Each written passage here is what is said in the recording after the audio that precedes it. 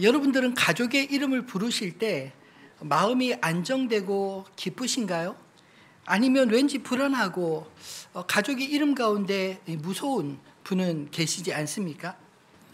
대부분의 사람들은 가족의 이름을 부를 때 기분이 좋아지고 또 엔돌핀이 올라가겠지만 아마 모두가 다 그렇지는 않으리라 생각됩니다.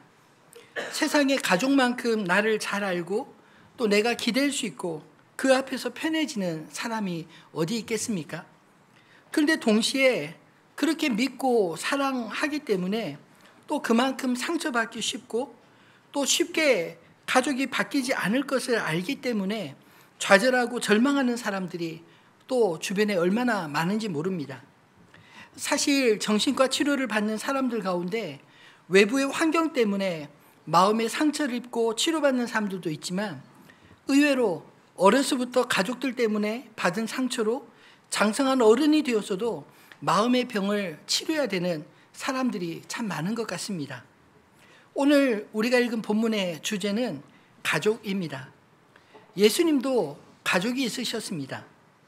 예수님의 공생애가 30세부터 시작이 되었는데 그전에는 철저히 모든 인간이 경험하듯 가족들과 평범한 일상을 보내셨습니다. 그 이전에도 분명 하나님의 아들이셨지만 우리 인간을 대속하시기 위해 요셉과 마리아의 큰아들로 온전히 인간의 삶을 이 땅에 사신 것입니다. 예수님의 공생애는 광야에서 40일 금식하신 후 사단에게 시험을 받으시고 세례 요한에게 요단강에서 세례를 받으신 바로 그 직후부터 시작이 됩니다.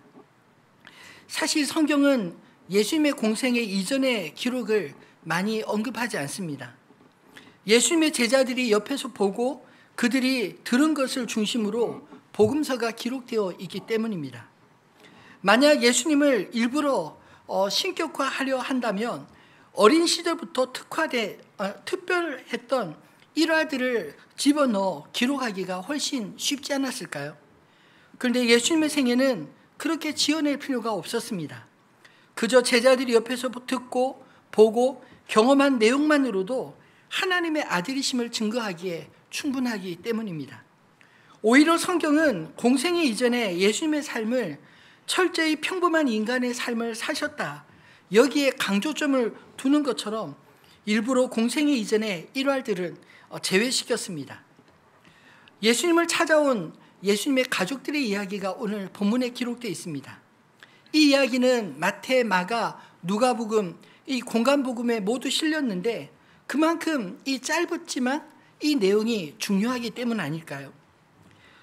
예수님의 사역이 한창일 때 예수의 가족이 예수님의 말씀을 전하는 바로 그 집에까지 찾아온 것입니다.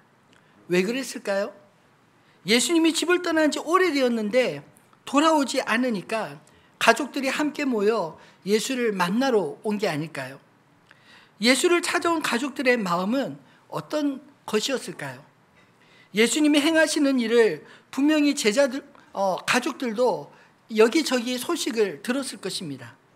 그렇다면 예수님을 응원하기 위해 왔을까요? 아니면 예수님을 염려하는 마음으로 왔을까요?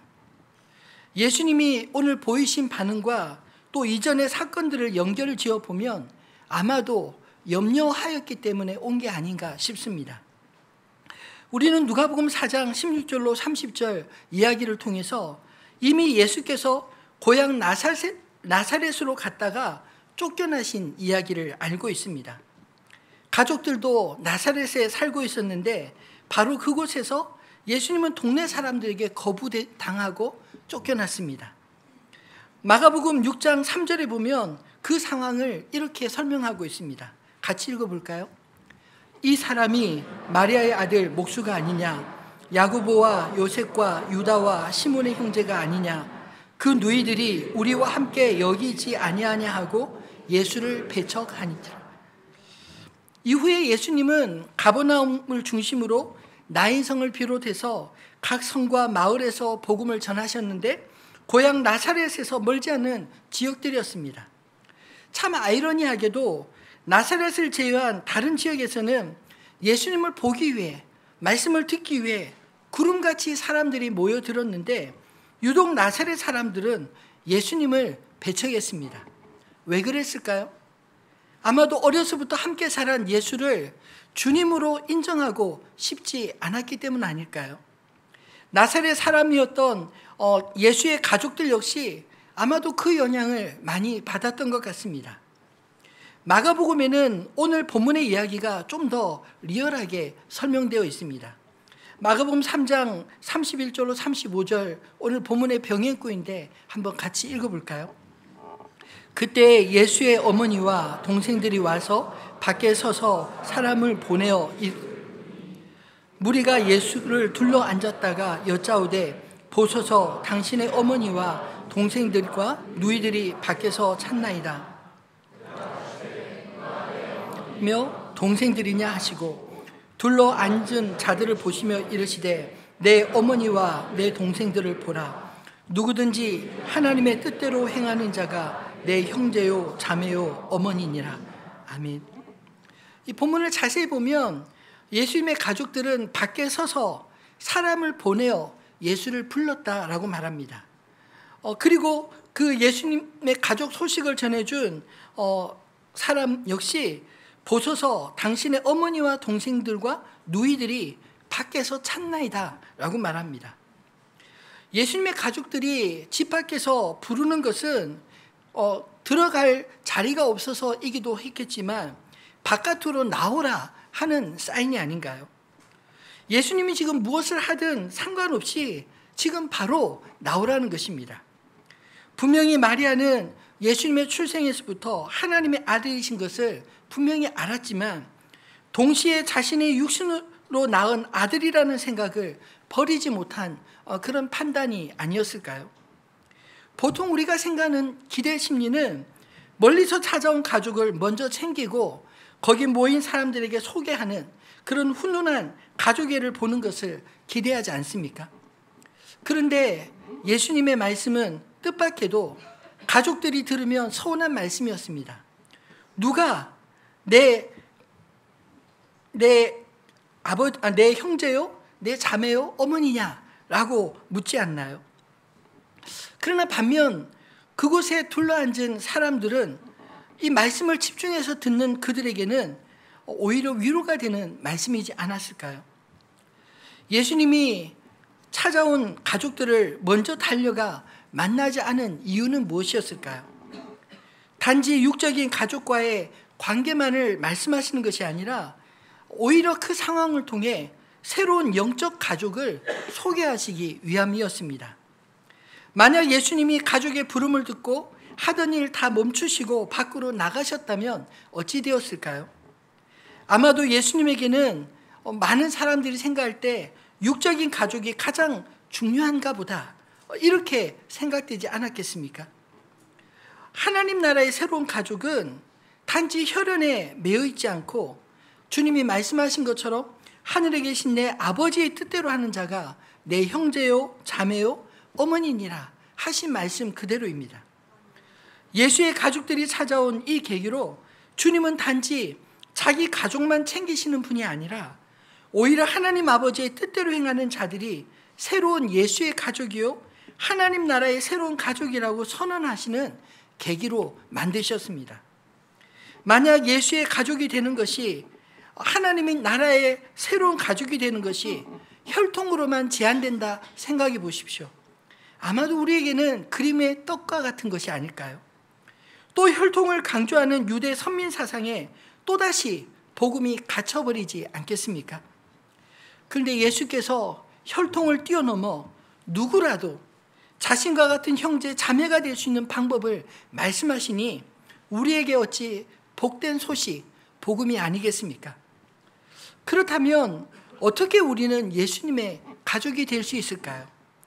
첫 번째로 영적인 관계를 맺어야 한다고 말씀하십니다. 사도 요한은 예수님의 가족이 되는 방법을 이렇게 설명하고 있습니다. 영접하는 자, 곧 그의 이름을 믿는 자들에게는 하나님의 자녀가 되는 권세를 주셨으니 이는 혈통으로나 육적으로나 사람의 뜻으로 나지 아니하고 오직 하나님께로부터 난 자들이니라. 예수를 영접한다는 것은 예수가 그리스도시요 살아계신 하나님의 아들이심을 믿는다는 것을 의미합니다. 이제까지 내가 내 인생의 주인이었지만 이제는 예수 그리스도가 내 인생의 주인이심을 믿을 때 우리는 하나님의 자녀로 다시 태어나게 되는데 이것을 사도 요한은 거듭났다라고 말을 합니다. 요한복음 3장 3절로 7절에 예수님이 거듭남을 이렇게 설명해 주셨습니다. 같이 읽어볼까요? 예수께서 대답하여 이르시되 진실로 진실로 내게 이르노니 사람이 거듭나지 아니하면 하나님의 나라를 볼 수 없느니라. 니고데모가 이르되 사람이 늙으면 어떻게 날 수 있사옵나이까? 두 번째 모태에 들어갔다가 날 수 있사옵나이까? 예수께서 대답하시되 진실로 내게 이르노니 사람이 물과 성령으로 나지 아니하면 하나님의 나라에 들어갈 수 없느니라. 육으로 난 것은 육이요 영으로 난 것은 영이니 내가 내게 거듭나야 하겠다는 말을 놀랍게 여기지 말라. 아멘.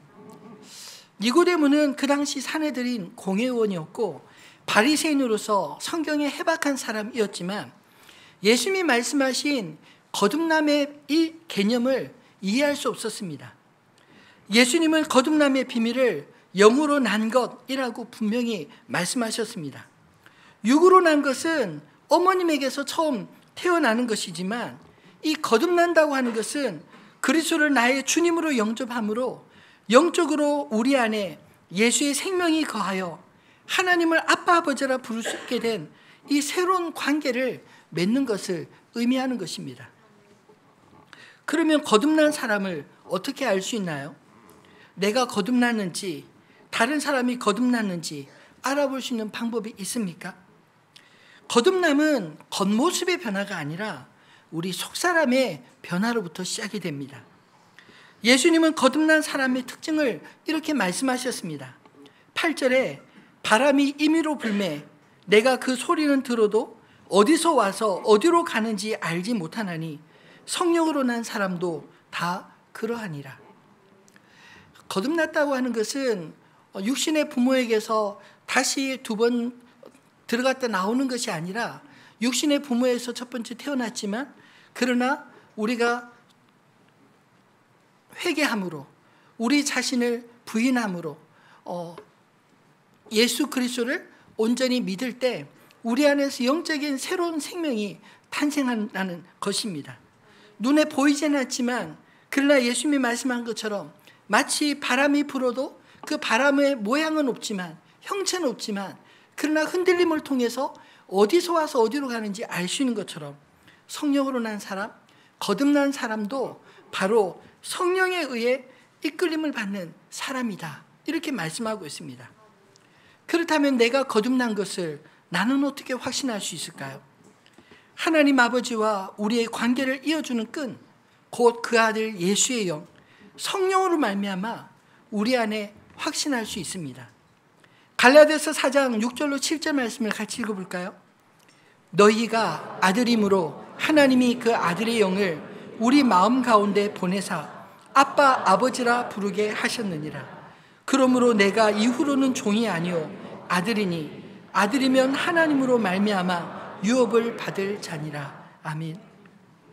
우리가 예수를 믿음으로 구원받은 것, 그것을 어떻게 알 수 있습니까? 저는 가장 간단한 방법이 하나님이 나의 아버지인 것을 온전히 믿어지는가 믿어지지 않는가 이것을 통해 확인할 수 있다고 생각합니다. 여러분, 믿고 싶은 것과 믿어지는 것은 다르지 않나요? 처음에는 내가 믿고 싶어서 교회에 나온 줄 알았지만 그러나 주님을 인격적으로 만나게 되면 내가 믿고 싶어서 이곳에 온 것이 아니라 주님이 이미 먼저 나를 불러주셔서 내가 이곳에 나와 있는 것을 깨닫게 됩니다. 왜냐하면 사실 내가 주님께 나오기 이전부터 주님이 나를 아셨고 또 주님께 나오는 것을 주님이 기다리셨다는 것을 비로소 깨닫게 되기 때문입니다. 그리고 내 안에 하나님의 아들의 영, 성령을 부어주셔서 어느 날 기도하는 중에 하나님을 아빠, 아버지 이렇게 부르짖을 때 그 마음에 확신과 평안이 드는 것, 그것이 저절로 되는 것일까요? 여러분, 남의 아버지 지나가는 아무나 붙들고 아빠라고 부를 수 있나요? 진짜 내 아빠를 아빠라 부를 수 있는 것처럼 우리가 영적으로 거듭난 증거는 내 안에 성령으로 말미암아 나의 영이 하나님을 향하여 아빠, 아버지라고 부르는 것, 그것이 자연스럽게 이루어진다는 것을 의미합니다.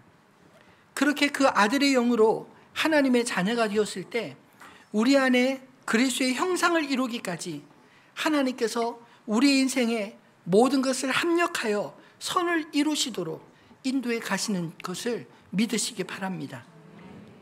로마서 8장 29절로 30절 말씀해 보면 하나님이 미리 아신 자들을 또한 그 아들의 형상을 본받게 하기 위하여 미리 정하셨으니 이는 그로 많은 형제 중에서 맏아들이 되게 하려 하심이니라. 또 미리 정하신 그들을 또한 부르시고 부르신 그들을 또한 의롭다 하시고 의롭다 하신 그들을 또한 영화롭게 하셨느니라. 저는 이 말씀을 통해서 하나님의 자녀들은 하나님께서 친히 연단하신다라고 믿습니다. 언제까지 연단하실까요? 우리 안에 하나님의 아들 예수 그리스도의 형상이 보일 때까지 연단하시는 것입니다. 그래서 결국 예수 그리스도가 모든 아들들 중에 맏아들이 되어서 결국 하나님의 나라는 하나님의 자녀들의 모인 나라라고 말할 수 있는 게 아닐까요? 우리를 거듭나게 하신 하나님 아버지는 그리스도를 맏아들 되게 하사 우리와 함께 마침내 온전한 하나님 나라의 가족, 예수의 가족으로 저와 여러분을 온전히 그렇게 영화롭게 하시는 줄 믿으시기 바랍니다. 두 번째로 우리가 어떻게 예수님의 가족이 될 수 있을까요? 하나님 아버지와 영적인 교제를 풍성히 가져야 할 줄 믿습니다. 영적인 관계는 영적인 교제를 통해서 풍성해지는 것입니다. 아무리 가족이라 해도 소통이 끊어지면, 서로 연락하고 지내지 않으면 남보다 더 못하지 않나요? 저는 목회하면서 가족들 간의 소통이 끊어진 부부와 형제들을 참 많이 만나보았습니다. 가족은 함께하는 시간의 양만큼, 서로 공유하는 것만큼 관계가 더 깊어지지 않습니까? 우리가 영적으로 거듭났을지라도 우리의 삶이 그리스도 예수로 풍성한가 그렇지 못하고 메말라 있는가는 전적으로 하나님과 믿음의 형제들과의 교제 시간과 질에 달려있다고 생각합니다. 그렇다면 영적인 교제를 어떻게 하면 잘할 수 있을까요? 영적인 교제를 다른 말로 한다면 영적인 소통이라 말할 수 있지 않을까요? 우리는 흔히 영적인 소통을 우리의 기도로만 한정짓는 경향이 있지 않습니까? 기도도 늘 내 입장에서 하나님께 나의 소원을 아뢰는 일방적일 때가 많지 않나요? 사실 그런 일방적인 소통은 건강하지는 않습니다. 물론 우리가 예수의 이름으로 기도하는 것이 우리 쪽의 소통의 방식이라면 하나님 쪽에서 우리에게 소통하는 방식이 있지 않나요? 곧 하나님의 말씀, 성경과 그 성경을 깨닫게 해주시는 성령을 통해서 우리에게 친히 말씀하시고 또 우리가 그 주님의 말씀을 듣고 하나님 아버지의 뜻대로 행해야 하는 것입니다. 하나님의 말씀을 우리가 다 이해할 수 없을 때가 많습니다. 왜냐하면 하나님의 경험치와 우리의 경험치가 다르고 하나님의 능력과 우리의 능력이 다르기 때문입니다. 그래서 그 간극만큼이 믿음이 필요한 게 아닐까요? 우리가 하나님의 뜻을 다 이해할 수 있어서 순종하는 것이 아니라 하나님 아버지를 우리가 신뢰하고 사랑하기에 우리의 이해를 뛰어넘어 하나님의 뜻에 순종하는 것입니다. 우리 쪽에서 하나님의 뜻을 깨닫고 순종하는 것이 하나님 편에서 보면 얼마나 예뻐 보이실까요? 우리의 순종은 하나님 아버지 편에서 보면 믿음과 사랑의 표현이요 존중받으심의 증거일 것입니다. 반대로 하나님의 뜻을 알고도 순종하지 않는 것은 어떤 의미일까요? 우리가 여전히 하나님을 믿지 못하고 또 하나님 편에서 무시당하는 그런 느낌이 아닐까요? 우리의 말과 행동의 차이에 대해서 예수님은 두 형제의 비유를 들려주었습니다. 마태복음 21장 28절로 31절 말씀을 같이 읽어보겠습니다. 그러나 너희 생각에는 어떠하냐? 어떤 사람에게 두 아들이 있는데 맏아들에게 가서 이르되 예 오늘 포도원에 가서 일하라 하니 대답하여 이르되 아버지 가겠나이다 하더니 가지 아니하고 둘째 아들에게 가서 또 그와 같이 말하니 대답하여 이르되 실소이다 하였다가 그 후에 뉘우치고 갔으니 그 둘 중에 누가 아버지의 뜻대로 하였느냐? 이르되 둘째 아들이니이다. 예수께서 그들에게 이르시되 내가 진실로 너에게 이르노니 세리들과 창녀들이 너희보다 먼저 하나님의 나라에 들어가리라. 아멘. 예수님께서 두 아들의 비유를 통해 하고 싶은 이야기가 무엇일까요? 순종하는 척 하는 것보다 비록 내 마음에는 불편하다 할지라도 아버지의 뜻을 따라 결국 순종하는 것, 그것이 진짜 순종이라는 말씀이 아닌가요? 그런 순종은 결국 아버지를 향한 존중과 사랑의 표현이기 때문입니다. 하나님과의 영적 교제는 하나님을 향한 존중과 사랑으로 순종할 때 믿음이 더욱 깊어지고 아버지의 뜻이 그 아들을 통해 나타나게 되는 줄 믿으시기 바랍니다. 예수님은 영적 교제가 삶의 열매로 드러나야 한다고 말씀하셨습니다.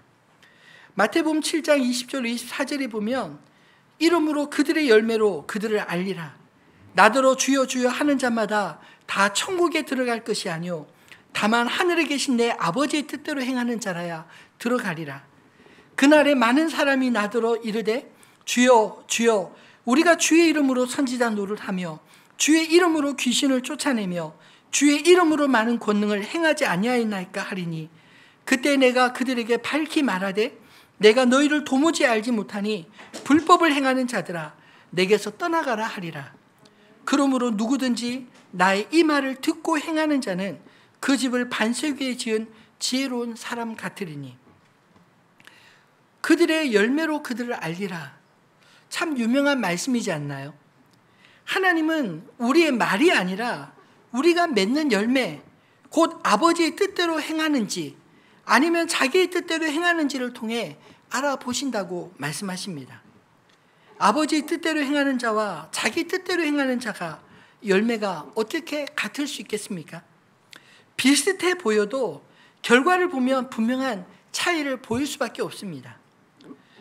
그래서 하나님 앞에서 우리 자신을 속일 수 없다는 것입니다.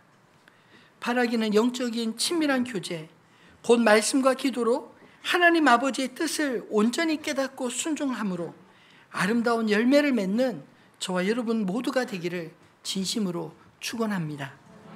말씀을 정리하겠습니다. 하나님을 아버지로 모시는 예수의 가족, 하나님 나라의 영원한 가족이 되시기를 주님의 이름으로 부탁드립니다. 우리에게는 이 땅에 살면서 두 개의 가족이 있습니다. 육신으로 맺어지는 육적인 가족과 예수 그리스도를 영접함으로 하나님을 아버지라 부르는 자들과 맺어지는 영적인 가족입니다. 육적인 가족도 성경의 기록처럼 누가 누구를 낳고 하는 기록으로 남기는 영원히 변치 않는 관계를 맺습니다. 그러나 영적인 가족에 비해 육신의 가족이 갖는 한계는 분명하지 않나요? 육신의 부부가 하나님을 대신하는 역할을 하긴 하지만 완전하지 못하고 그 능력이 제한적이기 때문입니다. 좋은 부모를 만나면 건강한 가족애를 느낄 수 있지만 그렇지 못한 경우들도 허다히 많지 않나요? 반대로 좋은 부모 노릇 하고 싶지만 말 잘 안 듣는 자식 앞에 도대체 어떻게 양육해야 할지 모르는 한계에 부딪힐 때가 많이 있지 않나요? 우리가 육신을 입고 있는 한계를 가진 존재이기에 육신의 가족은 완전하지 못한 것이 사실입니다. 때로는 육신의 이별과 죽음으로 교제가 단절되기도 하지 않나요? 그에 비해서 진정한 예수의 가족, 하나님 나라의 새로운 가족 공동체는 영원의 속성을 가지고 있습니다. 왜냐하면 우리가 부르는 하나님 아버지는 영원하신 분이기 때문입니다. 하나님 아버지의 자녀들 역시 영원한 아버지와 영원히 교제하며 살 것입니다. 예수님이 죽은 나사로를 살리시기 전 마르다에게 이렇게 물으셨습니다. 요한복음 11장 25절로 26절 말씀에 보면 예수께서 이르시되 나는 부활이요 생명이니 나를 믿는 자는 죽어도 살겠고 무릇 살아서 나를 믿는 자는 영원히 죽지 아니하리니 이것을 내가 믿느냐. 무슨 말인가요? 예수의 생명이 있는 자는 비록 우리의 육신이 죽어도 그 영혼은 주와 함께 영원히 한 생명으로 살 것입니다.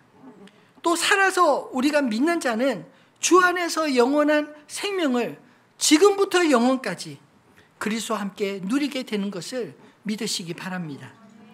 이 생명을 가진 자는 그래서 죽음이 두렵지 않습니다.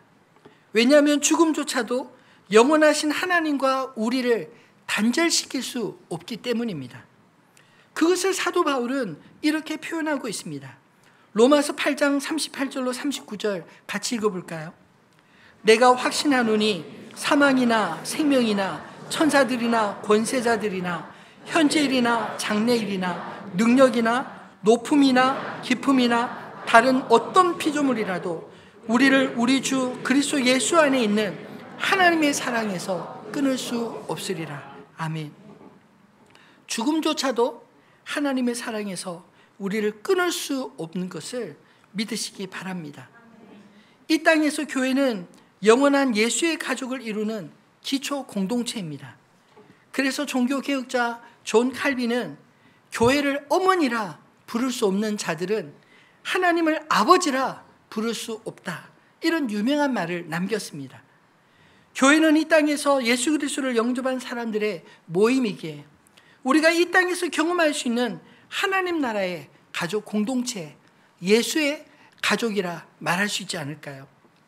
하나님의 나라는 예수 그리스도를 통해 이 땅에서 시작되었지만 그리스도께서 다시 오실 때까지 아직 완성되지는 않았습니다.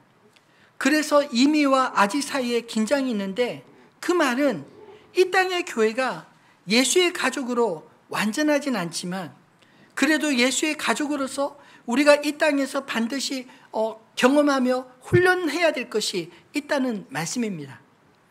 예수님이 제자들에게 주신 세 계명은 서로 사랑하라는 것이었습니다. 요한복음 13장 34절로 35절에 주님이 주신 세 계명을 다시 기억해 볼까요? 세 계명을 너에게 주노니 서로 사랑하라. 내가 너희를 사랑한 것 같이 너희도 서로 사랑하라. 너희가 서로 사랑하면 이로써 모든 사람이 너희가 내 제자인 줄 알리라. 아멘.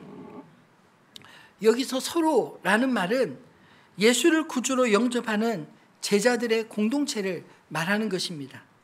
믿지 않는 자들을 향해 하는 말이 아닙니다. 주님은 이 땅에 예수의 가족을 만드시기 위해 친히 십자가를 지셨고 그를 믿는 자들이 예수로 말미암아 하나님을 아버지라 부르며 예수의 가족으로 부름받았습니다. 영원한 하나님 아버지와의 관계와 교제를 통해서 영원한 가족이 되는 이 신비를 주님의 몸된 교회를 통해 우리가 이 땅에서 영원히 풍성히 누리게 될 것이라 말씀하신 것입니다. 사실 이 땅의 교회가 완전하지 않기 때문에 우리가 교회 공동체를 통해서도 또 수많은 상처를 받을 수도 있고 또 그 과정을 통해서 하나님의 만져주심과 또 우리 안에 있는 모든 불순물들이 빠져나감과 그러므로 더욱더 하나님을 더 깊이 신뢰하게 되는 믿음을 배우게 되지 않나요? 저는 이 땅의 교회 공동체를 통해 하나님이 우리를 단련하시되 정금과 같이 단련해 가실 줄로 믿습니다. 그리하여 우리가 결코 흩어지는 존재가 아니라 궁극적으로 우리가 주님 앞에 영원히 만날 사람들인 것을 깨달으며 서로 더욱 사랑하는 저와 여러분 되시기를 주님의 이름으로 축원합니다.